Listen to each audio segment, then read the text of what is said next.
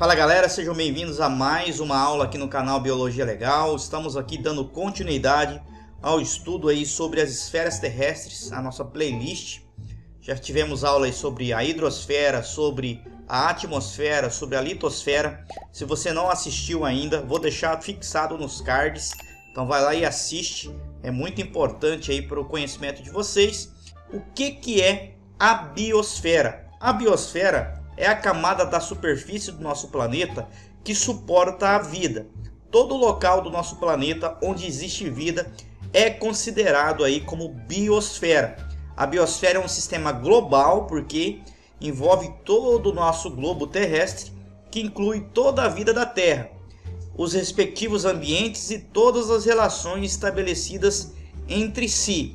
Então, além de você saber agora que a biosfera é todo local que suporta a vida no planeta, você vai aprender também que a biosfera ela é complexa. Existem relações estabelecidas entre os seres vivos e entre os ambientes, com as outras esferas que nós estudamos inclusive. Então nós vamos encontrar vida tanto na litosfera, quanto na atmosfera, quanto na hidrosfera. Então a vida vai estar abarcando todo o nosso globo terrestre, beleza? Então a biosfera tem uma grande biodiversidade ou diversidade biológica. Biodiversidade ou diversidade biológica é justamente isso. Uma grande quantidade de seres vivos diferentes habitando aqui o nosso planeta, né? Então nós vamos ter inúmeros tipos de rotíferos, que são seres microscópicos, a foca, ao girassol, a uma bactéria e até o ser humano. Tá? Então existem inúmeros tipos de seres vivos, né, vivendo dentro da nossa biosfera. E esses números, essa quantidade de seres diferentes, de espécies de seres vivos diferentes, é o que nós chamamos de biodiversidade ou diversidade biológica. Lembrando que nós, seres humanos, somos uma dessas espécies que vivem dentro dessa biosfera. Qual que é o nome da espécie humana? É Homo sapiens sapiens, beleza? Esse é o nome da espécie humana. Então são conhecidos cerca de 1.800.000 espécies e supõe que existem cerca de 30 milhões de espécies, porque nós não conseguimos catalogar quase nada ainda, né? Descobrir todas as espécies de seres vivos que existem no nosso planeta. Desse 1 milhão, mais de 1.800.000 espécies, hoje já deve ter passado, tá, dos 2 milhões, porque esses estudos são antigos. Então, dessa quantidade de vida que nós temos hoje, considerando esse 1.800.000 espécies aqui, nós temos 950.000 espécies de insetos. Insetos são aqueles animaizinhos invertebrados que têm 3 pares de patas e antenas. Nós vamos ter aí, né, outros 280.000 animais. Nós vamos ter aí mamíferos, nós vamos ter vírus, nós vamos ter bactérias, nós vamos ter fungos, algas, plantas e protozoários. Então, animais têm mais de 280.000 espécies. Dessas 280.000 espécies de animais, uma somos nós, né? Nós somos pertencentes ao reino Animalia, tá? Então aqui nós vamos ter outros animais que vai englobar aí, mamíferos, répteis, aves, tá? Então vão estar todos aqui dentro desses outros 280.000 tipos de espécies de animais. Vírus, bactérias, mais de 5.000, vírus mais de 1.000, algas, mais de 27.000 espécies, plantas mais de 290.000 espécies e protozoários, mais de 40.000 espécies. Então esse é um panorama geral aí da biodiversidade, da quantidade de seres vivos que existem no nosso planeta. Lembrando que isso aqui é basicamente a ponta do iceberg, ou seja, nós não descobrimos tudo ainda. Então dessa estimativa aqui, né, dessa contabilidade de 1.800.000 espécies, os cientistas estimam que ainda existam cerca de 30 milhões de espécies, ou seja, nós não descobrimos quase nada ainda, né, da quantidade de seres vivos do planeta. Nós temos aqui espécies conhecidas versus espécies por descobrir. Então, ó, as espécies conhecidas aqui seriam, né, dentro da estimativa biológica, da estimativa feita pelos cientistas, a parte mais escura é o que nós conhecemos de espécies conhecidas e a parte mais clara é a estimativa de espécies que ainda nós temos para descobrir aí de cada um desses grupos de seres vivos em milhões. Então, bactérias nós temos bem pouquinho, ó, quase nada, e uma estimativa aí de mais de 1 milhão, né, para descobrir. E nós vamos ter fungos, ó, a quantidade, estimativa de mais de 1,5 milhão de espécies, sendo que nós temos só esse tantinho. Aracnídeos, ó, o tantinho que tem descoberto e a quantidade que ainda existe para ser estudado. As plantas é um grupo de seres vivos mais estudado, considerado um dos mais estudados no planeta. Então, grande parte das plantas já foram catalogadas. É a facilidade de se catalogar essas plantas, porque geralmente elas vão viver, né, na crosta terrestre e nas regiões mais rasas, né, da hidrosfera, nos rios, lagos e oceanos. Então, as plantas, do número de plantas totais que existem, a grande maioria provavelmente já foi descoberto. Agora, os outros grupos de animais, a estimativa é que falta muito ainda para ser descoberto e estudado. Outro grupo bem estudado também são os vertebrados, os animais que nós pertencemos, o grupo dos vertebrados. Répteis, aves, mamíferos, tá? Todos são vertebrados, então já foram bastante da estimativa do número total que exista de espécie, já estudamos aí mais da metade deles. Então esse aqui é apenas um panorama aí para a gente ter uma noção da quantidade de espécies que já foram descobertas, que já são estudadas, que já são catalogadas e do número de espécies ainda que existem para serem descobertas. Essa biodiversidade ou diversidade ecológica, ela vai estar sendo abrigada dentro de diversos sistemas ecológicos. Então nós vamos ter aí vários habitats de seres vivos. E esses habitats diferentes, esses locais onde os seres vivos vão estar residindo no planeta, é o que nós chamamos de diversidade ecológica ou a ecologia. Nós vamos ter seres vivos que vão viver na água, seres vivos que vão viver na terra, seres vivos que vão viver no subsolo, outros que voam. Então, essa diversidade ecológica, né, uma floresta é um ecótono. Nós vamos ter os biomas, por exemplo, o Pantanal é um bioma, a floresta amazônica é um outro tipo de bioma, o cerrado um outro tipo de bioma, a tundra lá no Ártico é um outro tipo de bioma. Então, todos esses biomas vão formar aí essa grande diversidade ecológica, essa grande diversidade de casas onde os seres vivos se abrigam. Ecologia significa local onde o ser vivo mora, ou casa onde um ser vivo mora. Então essa grande diversidade ecológica está relacionada diretamente com a grande diversidade de espécies, porque tem espécies, por exemplo, o elefante vai viver lá na África, ele não vive dentro da água. O tubarão já é um animal aquático, o ambiente dele, né, o ecossistema dele, o biótomo onde ele vive é aquático. Então, essas diversidades de espécies vão estar ocupando aqui essa diversidade ecológica. Agora, o que faz acontecer, professor, essa grande diversidade de espécies, esse grande número de seres vivos diferentes que existem no planeta? Ser humano, o Homo sapiens, o Catus felix, que é o gato doméstico, tá? Por exemplo, a mosca doméstica, são espécies diferentes. O que faz esses seres vivos, essas espécies se diferenciarem, terem essa grande diferença morfológica? Você olhando, por exemplo, o ser humano, comparando ele com uma mosca, o que faz eles serem tão diferentes? Todos são seres vivos, mas um, né, vai ter um é vertebrado, o outro é invertebrado. E aí, o que faz acontecer isso?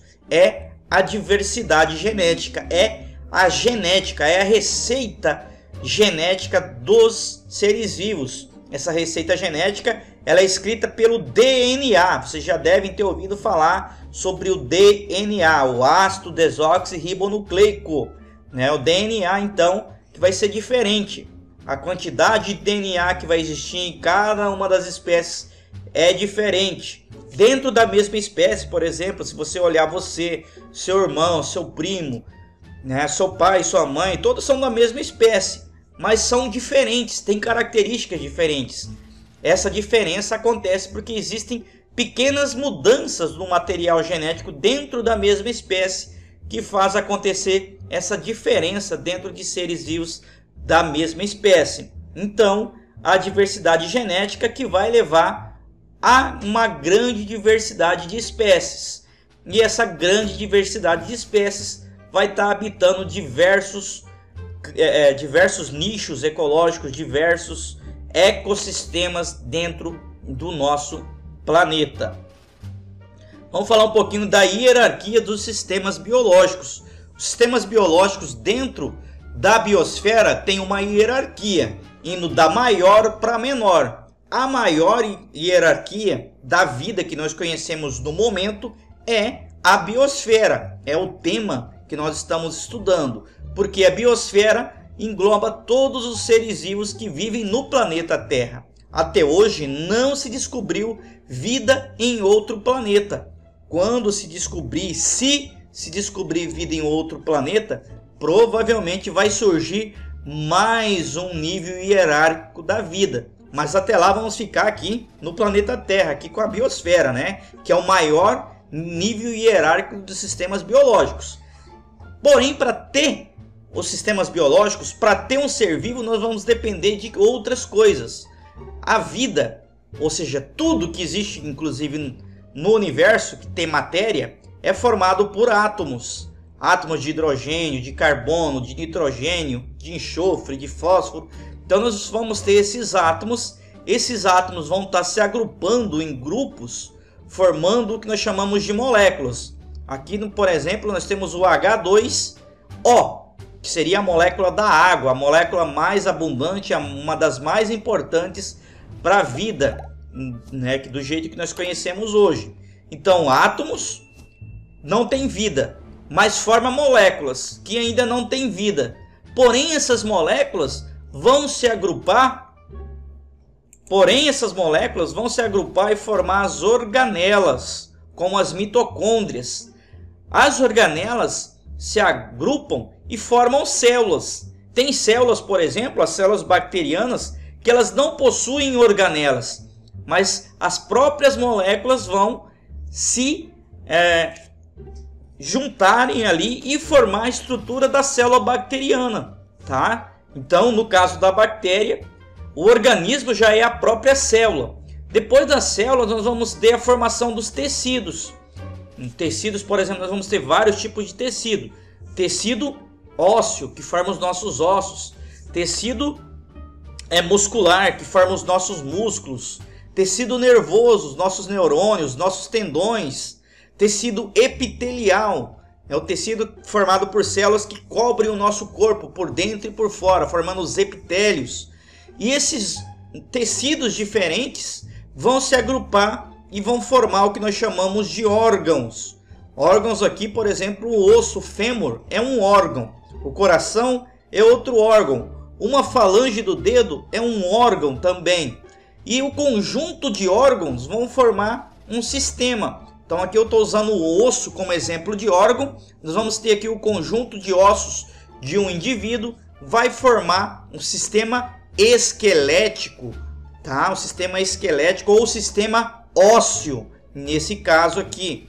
E o ser vivo, que aqui no caso é um antílope, ele não vai ter apenas os ossos, ele vai ter coração, as veias, as artérias, o intestino, pulmão, todos os outros tipos de órgãos e formando outros sistemas. Esse conjunto de sistemas todos juntos vão formar o que nós chamamos de organismo. Então o organismo é um conjunto de sistemas, tá? E aí, quando eu tenho vários antílopes em um mesmo local, ou quando nós temos vários seres humanos em um mesmo local, ou várias árvores da mesma espécie em um mesmo local, nós chamamos esse conjunto de indivíduos da mesma espécie que estão habitando um determinado local naquele momento de população. Então, se você está assistindo essa aula dentro da sala de aula, por exemplo, você pode considerar o grupo de alunos e professor ou professores como a população humana que estão habitando neste momento a sala de aula. Se você está assistindo essa videoaula da sua casa, de dentro da sua casa, você pode considerar os moradores da sua casa humanos como, organismos ou como indivíduos da mesma espécie, como população. Então todos os indivíduos da sua casa humanos vão formar a população humana da sua casa, beleza? Porém, geralmente nós não vamos ter apenas um indivíduo da mesma espécie vivendo no local. Nós vamos ter um conjunto de vários indivíduos de várias espécies vivendo em um determinado local. Aí já é o caso de uma comunidade. Então, vamos voltar para a sala de aula. Só tem você, seus colegas e seu professor. Tem mais alguém vivendo com vocês? Tem. E muitos seres vivos vivendo com vocês. Dentro do seu corpo, na superfície do corpo de vocês, vai ter inúmeros fungos, bactérias. Alguns podem ter vermes, protozoários vivendo dentro do intestino.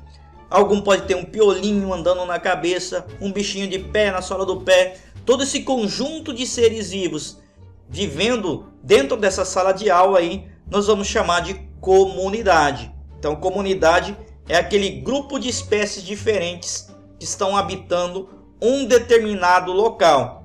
Porém, esse local ele não é formado apenas pelos seres vivos, mas vai ter também aquelas partes do local que não é formado por vida, tá? Então, nós vamos ter nesse caso aí, aqui nós estamos falando de um deserto, de uma savana africana. Então, nós vamos ter aí o solo, a areia, o ar, a temperatura, os fatores abióticos. Esses fatores abióticos, mas os seres vivos nós vamos chamar de ecossistema. Então, o ecossistema é um sistema formado por fatores bióticos, pelos seres vivos, e pelos fatores abióticos, pelo clima, pela quantidade de luz, pelo terreno, se tem muita água, se tem pouca água. E aí nós vamos ter diferentes tipos de ecossistemas. E aí, por exemplo, nós vamos ter o Pantanal. O Pantanal é um tipo de ecossistema. Floresta Amazônica é um outro tipo de ecossistema.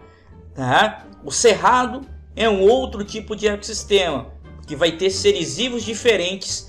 O calor, a incidência de chuva que acontece nesses locais são divergentes, são diferentes durante o ano. E esse conjunto de diferentes ecossistemas do planeta vão formar o que nós chamamos de biosfera. Então essa aqui é a hierarquia do maior para o menor. Então, biosfera vem para o ecossistema, comunidade, população, espécie, organismo, sistemas. Sistemas são formados por órgãos, órgãos são formados por tecidos, tecidos são formados por células.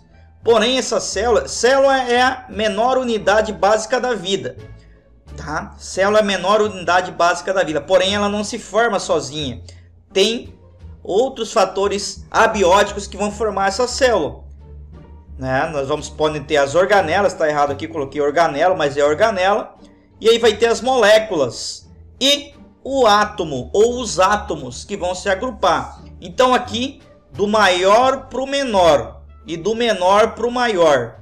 Átomo, molécula, organela, célula, tecido, órgão, sistema, organismo, espécie, população, comunidade e ecossistema. E por último, a biosfera. Bio significa vida. Esfera é bola. O planeta Terra ele tem um formato de uma bola, de uma esfera. Daí o termo biosfera. E se o planeta Terra fosse quadrado? aí, né, seria um outro nome, né? Seria o quadradosfera, né? Não, seria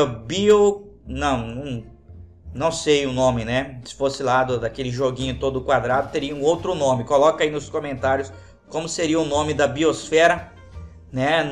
Se o planeta fosse quadrado, né? Como é que chama o jogo todo quadradinho? Eu não lembro o nome. Meu filho gosta de jogar bastante esse jogo aí, quadradinho. Você lembra, Lucas?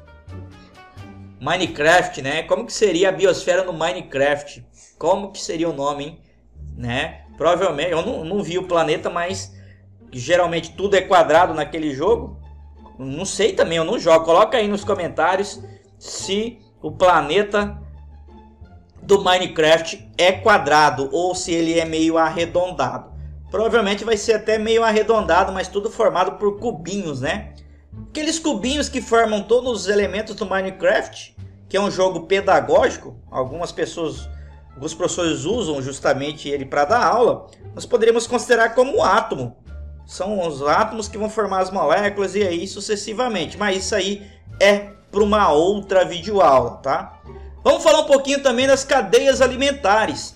Onde existe ser vivo, existe uma relação de alimentação. Então, os seres vivos de um ecossistema vão estar interagindo, estabelecendo entre si relações de alimentação. Essas relações de alimentação nós chamamos de relações tróficas. Trófos é alimentar, comer. Então, relações alimentares que vão envolver a transferência de matéria e de energia de um ser vivo para o outro, entre esses seres vivos do ambiente.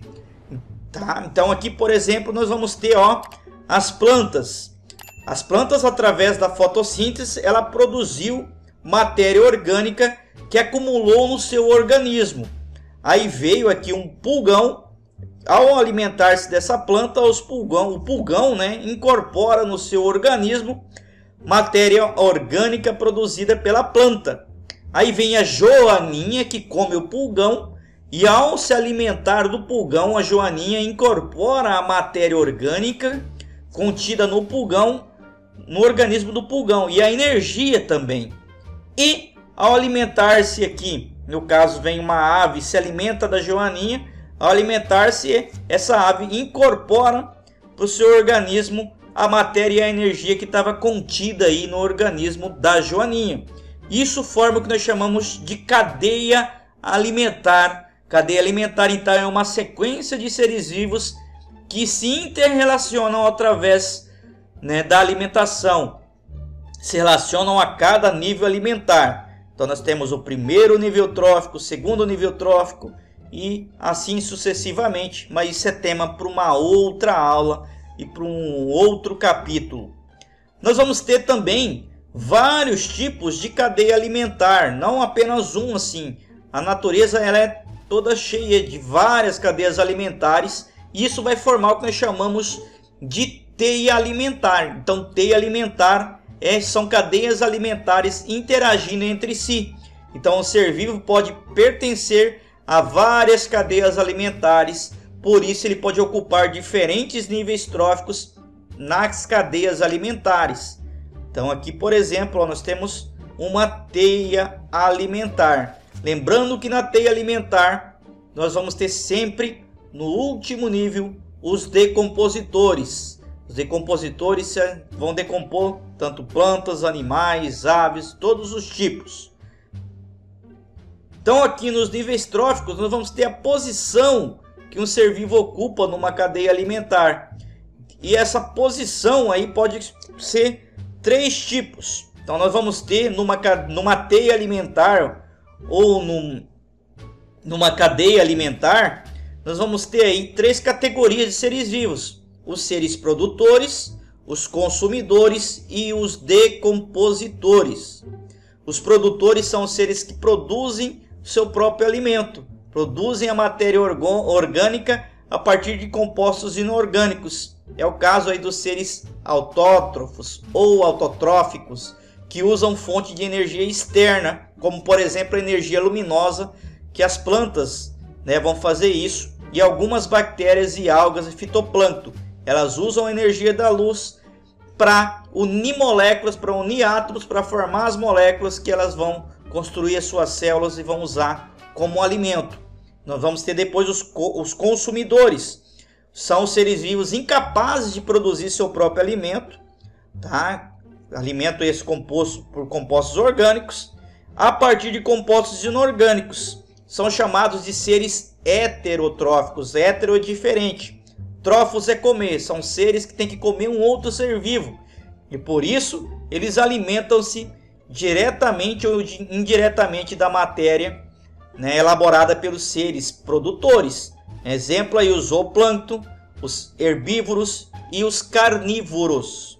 E por fim, nós vamos ter os decompositores, que são seres que obtêm a matéria orgânica a partir de outros seres vivos, né, decompondo esses seres vivos quando eles morrem, decompondo os cadáveres e os excrementos, os restos desses animais ou das plantas. Então eles transformam a matéria orgânica em matéria mineral, né, assegurando aí então a devolução dos minerais inicialmente incorporados pelos produtores ao meio ambiente. Exemplos: algumas bactérias e os fungos. Os decompositores são essenciais para a existência da vida no planeta. Se não tiver seres decompositores, se todas as espécies de decompositores morrerem do planeta, a vida vai desaparecer, porque os seres vivos vão incorporar a matéria no seu corpo e quando eles morrerem, essa matéria não vai ser devolvida para o ambiente, não vai ter um ciclo de matéria dentro do ambiente. Então os decompositores são importantíssimos. E aqui é o ciclo da matéria. No ambiente terrestre, do nosso exemplo, seres produtores usam a energia da luz para produzir sua matéria, para produzir seu alimento. É o caso das plantas. Elas usam também a água e sais minerais do solo, utilizando essa energia para formar as moléculas através dessa água e sais minerais. E aí, quando os animais, os consumidores, se alimentam dela e incorporam em suas células a matéria que foi produzida aqui pelos produtores. Quando eles morrem, as bactérias e os fungos vão decompor e os animais ou os predadores vão se alimentar uns dos outros aqui dentro. E esses decompositores vão liberar no solo a água e os sais minerais contidos nos cadáveres, nos restos de folhas, de frutos aí das plantas. Então esse é o ciclo da matéria na nossa biosfera. O fluxo de energia sempre vai ser desse jeito. A energia vai ser captada pelos produtores e vai sendo perdida ao passar de um nível trófico para o outro.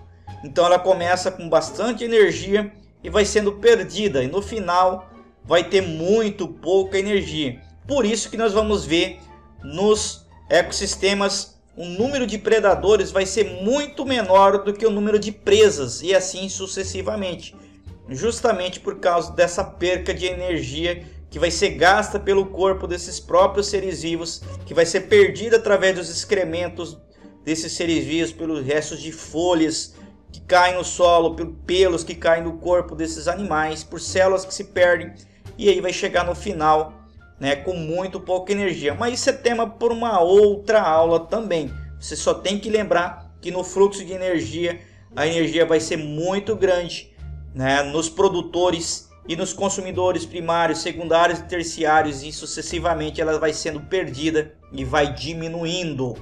Então os fatores possíveis de perda de energia: as funções vitais, transpiração, respiração e excreção. Produção de novas células também gasta energia. Manutenção da temperatura corporal.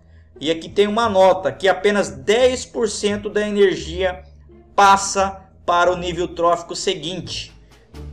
Por esse fato, né, as cadeias alimentares normalmente não ultrapassam o 5º nível trófico, pois a partir deste a energia disponível é mínima. Beleza? Então, isso é muito importante sobre o fluxo de energia no planeta. Vamos finalizando aqui o ciclo de matéria. A matéria vai circular de forma cíclica no planeta, ou seja, nos ecossistemas a matéria orgânica circula dos produtores para os consumidores e regressa ao solo sob a forma de matéria mineral pela ação dos decompositores. no solo essa matéria mineral vai ficar disponível para ser utilizada durante a fotossíntese pelos produtores, reiniciando assim o ciclo.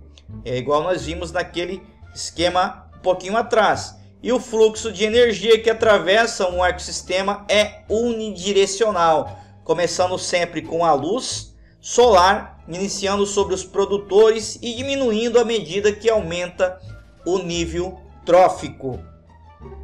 As pirâmides ecológicas, aqui uma pirâmide de energia, mostrando justamente isso que nós acabamos de falar, que a quantidade de energia vai ser maior nos produtores e vai diminuindo com o passar do tempo, com o passar de um nível trófico para o outro. Bom, pessoal, de todas as espécies que existem hoje, mais de 90% das espécies já foram extintas. E aqui nós temos uma linha do tempo em milhões de anos, começando a mais de um milhão de anos atrás, até os dias atuais. Recentemente, há menos de 100 milhões de anos, os primeiros hominídeos foram extintos. E hoje nós estamos mais ou menos aqui assim, vivendo, né? E muitas espécies foram sendo extintas, inclusive extintas pelo próprio ser humano. Então, nós podemos ver que na história do planeta, toda espécie tem o seu início, seu meio e sua extinção. Nós, muito provavelmente, estamos caminhando para a nossa extinção, que muito provavelmente, infelizmente, se não aprendermos a lidar com a nossa ignorância, nós mesmos vamos acabar ocasionando a nossa extinção. Beleza? Isso aqui falando biologicamente e vendo aí toda a história da vida na Terra. Aí, professor, como que é possível vocês saberem que existiu esse número de seres vivos que foram extintos? Nós conseguimos ver isso através dos restos que esses seres vivos deixaram quando morreram ou quando viveram. Esses restos são os fósseis. Nós temos fósseis de plantas, de dinossauros, de peixes, inclusive de bactérias, de fungos, de seres microscópicos que viveram no passado. E nós, analisando esses fósseis, nós podemos ver que eles começaram e desapareceram depois de um determinado período. Então nós sabemos que eles existiram e que foram extintos. Então a extinção de espécies, desde o surgimento das primeiras formas de vida até hoje, até a atualidade, um monte de espécies, um grande número de espécies já surgiram e outras desapareceram, né? Então espécies estão surgindo e sendo extintas através de processos biológicos chamados de evolução biológica. A redução do número de indivíduos de cada espécie até o seu desaparecimento vai levar aí o que nós chamamos de extinção. Que nós temos algumas espécies em via de extinção em Portugal, por exemplo.